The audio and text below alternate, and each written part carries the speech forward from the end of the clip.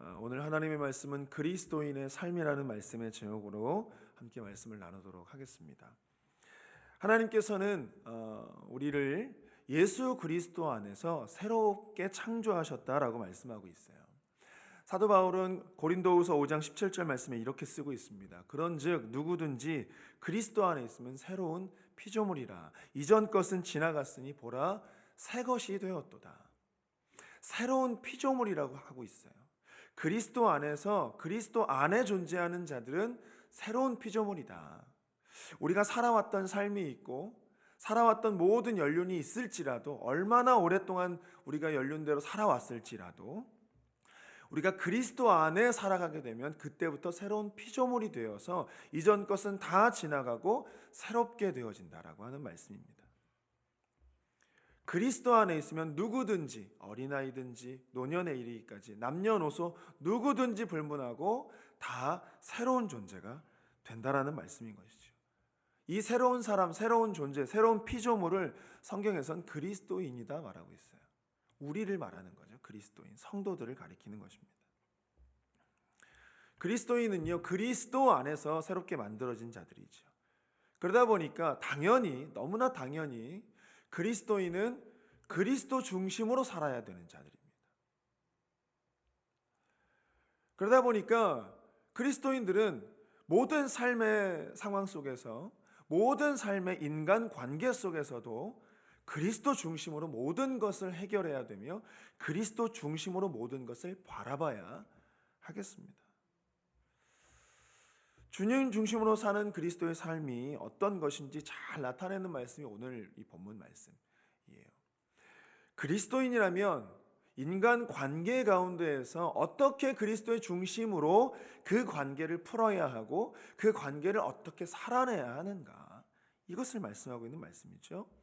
오늘 본문에서 이 사도 바울이 세 가지의 기본적인 인간 관계를 말하고 있는데, 부부의 관계, 그리고 부모 자식의 관계, 그리고 주종의 관계, 이렇게 세 가지를 말하고 있지요.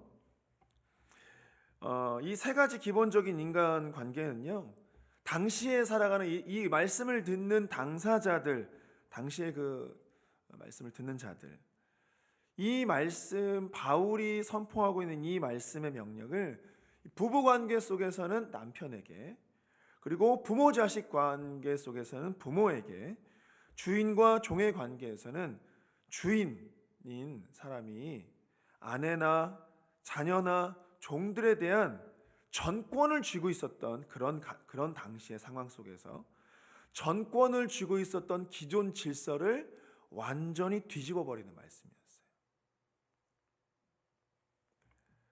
따라서 아내나 자녀나 종들보다도 사실은 이 말씀은 남편과 부모와 주인들에 대한 사도 바울의 명령이 더욱 혁명적이었다는 거죠. 더욱 개혁적이었다라는 것입니다. 이 말씀을 들었을 때 그 관계들을 설명을 할 때에 남편과 부모와 주인이 훨씬 더 크게 충격적으로 다가왔다라는 거예요. 이 말씀을 들었을 때. 그러다 보니 이 말씀은 사실은 힘의 논리를 앞에서 힘을 가진 자와 그 반대에 있는 자, 약자들에 대한 관계를 설명하는 말씀입니다. 그런데 그리스도 중심으로 우리가 살아가다 보면 그리스도인은 결코 힘의 논리로 사는 자들이 아니라 그리스도 안에서 주님 말씀하신 진리의 말씀을 가지고 살아야 될 자들임을 선포하고 있는 것이죠. 그래서 잘못된 이런 관계를 바르게 설명하고 있는 게 지금 이 사도 바울의 설명인 거예요. 그래서 이 세 가지 관계를 살펴볼 텐데, 먼저 첫 번째는 부부간의 관계입니다. 본문 18절 말씀에 보면 아내들아 남편에게 복종하라, 이는 주 안에서 마땅하니라 라고 되어 있어요. 아내들은 남편에게 복종하라 라는 이 명령은요, 사실은 그 당시에 너무나 일반적인 관습과 차이가 없는 말씀이었어요. 그러니까 그 당시에 그 말씀을 들었을 때 내가 왜 남편에게 복종해야 되지? 라고 하는 반감이 일어나지 않았다라는 거예요. 그냥 그런 문화였어요. 아내는 남편에게 종속되어져서 복종하고, 남편을 주인과 같이 모시면서 살아가는 것이 그냥 그 당시의 관습이고 문화였고 부부의 관계였습니다. 그러니 그 말씀을 들었을 때 아내는 그렇게 원래 들었던 말씀이고 원래 내가 그렇게 살아가고 있는 삶이고 별로 그렇게 충격적이게 받아들이지 않았다는 거예요. 근데 다만 우리가 주목해야 되는 건 뭐냐면 아내들아 남편에게 복종하라. 그게 중요한 게 아니에요. 지금 이 말씀의 포인트, 여기 이 아내에게 말하는 포인트는 그게 아니라 그 다음이 중요합니다. 18절, 이는 주 안에서 마땅하니라. 이게 중요한 거예요. 복종하라는 말을 들었을 때는 원래 그렇게 하고 있었으니까, 그런 삶을 원래 살고 있었으니까 별로 중요하지 않은데 주 안에서 마땅하다는 말을 듣고 거기에서 아내들은 충격을 받는 거죠. 그 당시 문화가 아내는 당연히 남편에게 복종해야 되는 그 힘의 논리가 적용된 문화권이었기 때문에 이 복종함에 있어서 그냥 그 힘의 논리 가운데 이 아내는 문화적이니까 그냥 그런 삶을 살아가니까 모든 여자들은 다 그렇게 남편에게 종속되어져 살아가니까 그 앞에 그냥 엎드리고 순종하고 복종하는 건 너무 당연한 거니까 그렇게 당연함으로 여기면서 살아갔던 너희들아, 그게 사실은 사회적으로 문화적으로 그냥 부부의 관계 가운데서 원래 그렇게 살아야 되는 것이 아니라 주님께서 합당하게 허락하신 것이니 그렇게 해야 된다라고 하는 그 말을 듣고 이것이 주님께서 나에게 주신 사명이었구나. 이것을 깨달으면서 충격을 받은 거예요. 지금 바울은 아내들에게 남편에게 복종하는 것이 주 안에 있는 그리스도인들에게 마땅한 일이라고 가르치고요. 마땅한 일이다. 그리스도인들이 행하는 마땅한 일이다. 이렇게 가르치는 거죠.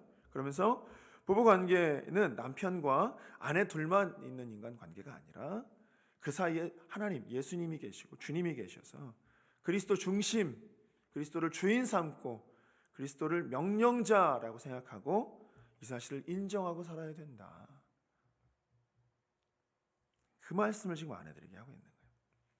그리고 또한 중요한 부분은 아까 앞전에 제가 서두에 말씀드린 것처럼 부부관계에서 중요한 건 남편에게 주어진 명령이었어요. 왜냐하면 이 힘의 논리 속에서 힘을 가진 자에게 말씀을 선포하기 위해서는요, 힘이 없는 자들에게 먼저 이미 지키고 있는, 그렇죠? 이미 지키고 있는 이 마땅한 관계의 원리를 설명해주고, 그런데 그 원리도 그냥 지금까지 해왔던 원리대로 살아가는 것이 아니라 주 안에서 행하라고 이렇게 정리를 해주는 거예요. 그 정도로 이제 아내에게 이야기를 하고 그 반대로 힘을 가진 자들은 지금까지 지키고 있지 않은 그런 원리, 결코 생각지도 않았던 그런 삶의 원리를 꼭 죄의 지적과 같이 하고 있는 말씀인 거예요. 그러면서 19절 말씀이 이렇게 얘기를 하죠. 남편들아 아내를 사랑하며 괴롭게 하지 말라라고 말하고 있어요. 이 말씀은 남편들이 아내를 사랑하는 것을 나를 사랑하는 것, 자기의 몸을 사랑하는 것 같이 사랑하라고, 아내를 사랑하라고 말하고 있는 말씀입니다. 그러니까 꼭 아내 여기기를 자기 여기듯이 해라, 이 말이에요. 그러니까 그 당시에 그 말을 들었던 그 아내 부부 관계가 당연히 아내는 남편에게 종속되어져 있는 거니까 안 사람이기는 하나 그가 별로 그렇게 동등되게 여기지 않았다라는 거예요. 남편이 아내를 그 당시에. 그러다 보니까 이 말을 들었을 때 아내를 나처럼 여기는 것이 충격적으로 다가오는 거예요. 남편들에게. 그러면서 아내를 내 마음대로 내 뜻대로 움직이려고 만드는 것이 아니고 오히려 반대로 자기 자신을 완전히 아내 것으로 만들어라는 뜻입니다. 이 말이. 우리가 사랑이라는 단어를 생각할 때요, 반드시 우리가 생각해야 되는 것이 있어요. 그게 뭐냐면 사랑이라고 하는 것은 나를 위해 하는 것이 아니라 상대방을 위해 하는 거예요. 사랑은 상대방에게 기쁨이 되고자 하는 게 사랑입니다. 내가 기쁘려고 하는 건 사랑이 아니죠. 그건 욕심이에요.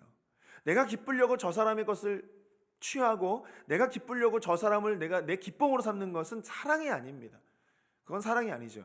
나의 것을 희생하며 나의 것을 포기하며 나의 것을 헌신하며 나의 것을 드려 주며 저 사람이 기쁨이 되기를 원하여서 하는 것이 사랑이죠. 그걸 사랑이라고 얘기를 하는 것입니다.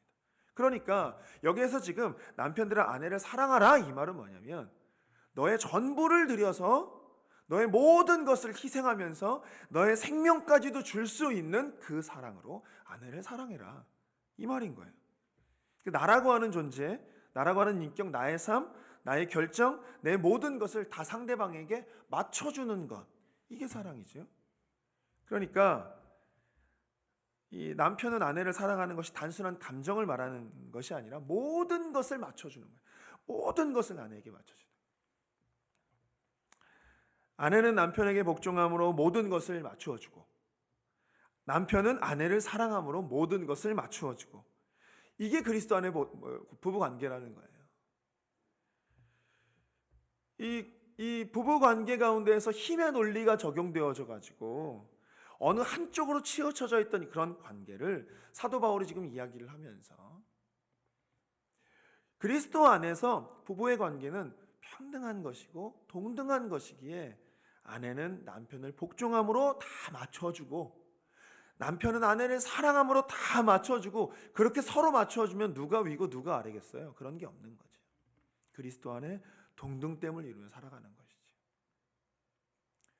포인트는 누가 누구에게 복종하고 누가 무엇을 하고가 포인트가 아닙니다. 이 말씀의 포인트는 그게 아닙니다. 그리스도 안에 하나됨을 이루라. 그리스도 안에 동등됨으로 살아가라. 그리스도 안에 나보다 남을 더 낮게 여기며 살아가라. 이 말이 중점이 되는 거예요. 이 원리로 동일하게 두 번째 원리도, 세 번째 원리도 적용되는 겁니다.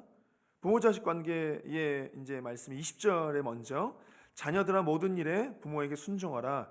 이는 주 안에서 기쁘게 하는 것이니라. 자녀들은 모든 일에 있어서 부모에게 순종하라는 것은, 이건 특별하지 않아도, 특별히 말하지 않아도 전통적인 가르침이에요. 그렇죠? 부모에게 순종하라는 건 너무 전통적인 그냥 가르침이야. 똑같은 원리인 거예요. 똑같은 원리. 부모와 자녀를 두고 우리가 요즘 많이 요즘 이제 뭐 보는 그런 저기 중에 금쪽이 보시죠. 금쪽이 오은영 박사. 그 박사가 나와서 이제 이야기를 할 때 보통 자녀들에 대한 이야기를 하며 그 금쪽이의 뭐 안 좋은 버릇이나 습관들을, 이런 것들을 고쳐 나갈 때 가장 먼저 무엇을 보죠? 부모의 생활 태도를 봅니다. 부모가 어떠한 삶을 살아가는가, 부모가 자녀에게 어떻게 대하고 있는가를 보죠. 거울을 비추는 것과 같으니까요. 자녀의 모습은 그냥 나온 것이 아니라 부모에게 비춰져서 나왔을 것이니까 그걸 먼저 점검하는 거예요. 부모와 자녀를 두고 지금 똑같이 얘기하는 거예요. 먼저 자녀에게 이야기를 합니다. 부모에게 순종해라. 근데 이거는 너무나 특별하지 않아도 원래 전통적으로 말하는 것이기 때문에 그게 중요한 게 아니지요. 그 다음이 중요합니다. 이는 주 안에서 기쁘게 하는 것이니라. 이게 중요한 거예요.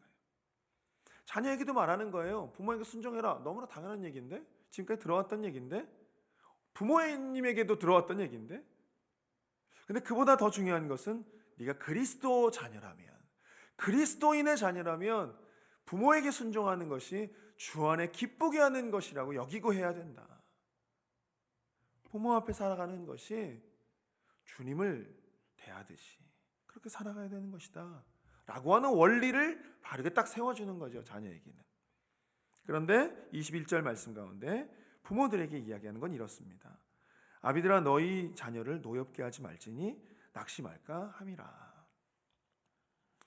자, 첫 번째 원리도 그렇고 두 번째 원리도 그러고요. 아내에게 이야기할 땐 복종하라, 주 안에서 이루는 것이니까. 그 다음에 자녀에게도 순종하라, 주께 기쁘게 하는 것이니까 라고 얘기를 하는데요. 남편들과 부모들에게는 괴롭게 하지 마라 라고 이야기를 하고 노엽게 하지 마라 라고 얘기를 해요. 그 말은 무엇이지요? 힘이 있는 자들이 연약한 자들을 괴롭게 하고 노엽게 하고 있기 때문에 내려지는 말씀이라는 거예요. 이해가 되시죠? 네. 여기서도 부모 자식 간의 관계는 부모의 일방적인 관계가 절대로 아닙니다. 자녀들도 하나님 앞에서 부모와 마찬가지로 하나님의 형상으로 지음받은 인격체라는 사실을 말하고 있는 거예요. 그래서 부모는 하나님으로부터 일정 기간 자녀에 대해서 위탁을 받았을 뿐, 자녀들의 양육을 위탁하신 하나님의 뜻대로, 나에게 위탁하신 하나님의 말씀대로 양육해야 하는 것이 부모의 몫이라는 거죠.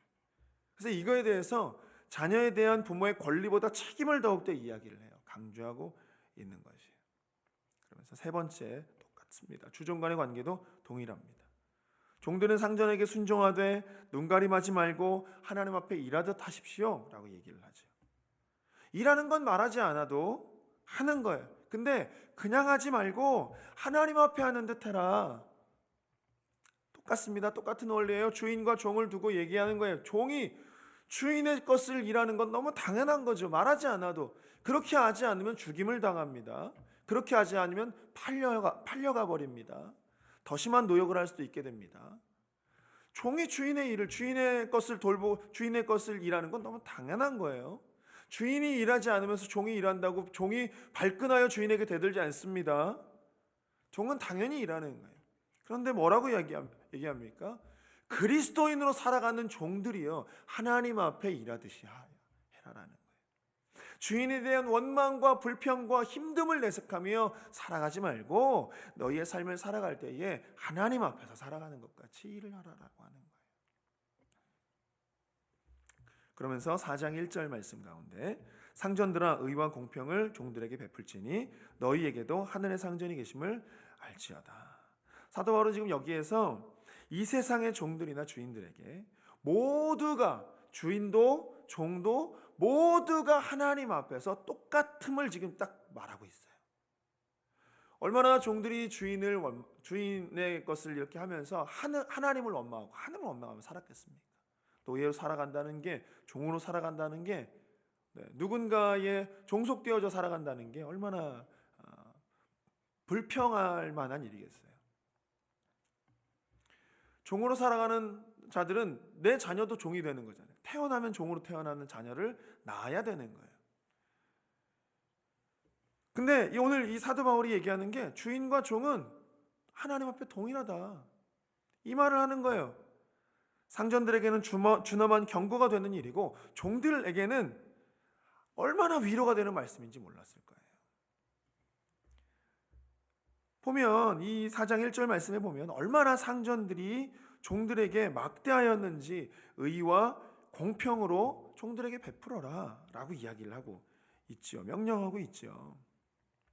이 세상에서 상전이나 고용주인 자들은요, 그들의 상전이 하나님이심을 잊지 말고 종들을 대하라고, 하나님 앞에서 그들과 하나님 앞에서 살아가라고, 하나님이 너희의 상전임을 기억하고 두려움으로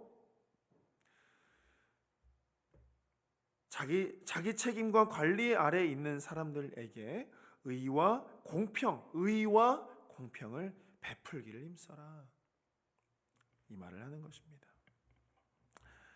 주 안에서 새 사람이 된 그리스도인들에게 일어나야 하는 변화의 핵심은요, 힘의 논리 속에서 남편이고 아버지이고 주인이었던 사람, 이제 그런 사람이 예수님 중심, 그리스도 중심으로 살아가면, 그렇게 변화되면 그게 바로 그리스도인에게 일어나야 될 변화이고, 명령과 복종의 관계에서 동등과 상호 존중의 관계로 바뀌는 것이고, 언제 어디서나 모든 일에 있어서 주님 중심이 되고 모두가 하나님 앞에서 나란히 서게 되는 관계, 그리스도인으로 살아가는 것은 바로 이것을 말하는 거예요. 사도 바울은 오늘 그것을 집중하여 말하고 있습니다. 성경은요, 늘 힘의 논리로 약자들이 되는 자들의 편에서 공의와 정의가 실현되기를 위해 하나님의 말씀을 선포하고 있습니다. 혹시 우리가 힘을 갖고 계시다고 생각하십니까? 힘의 논리로 약자들을 이용하고 있을 수도 있겠습니다. 그렇게 움직일 수도 있습니다. 그러나 우리 그리스도인들은 힘의 논리가 아닌 사랑의 원리를 가지고 살아야 될 자들일 줄 믿습니다.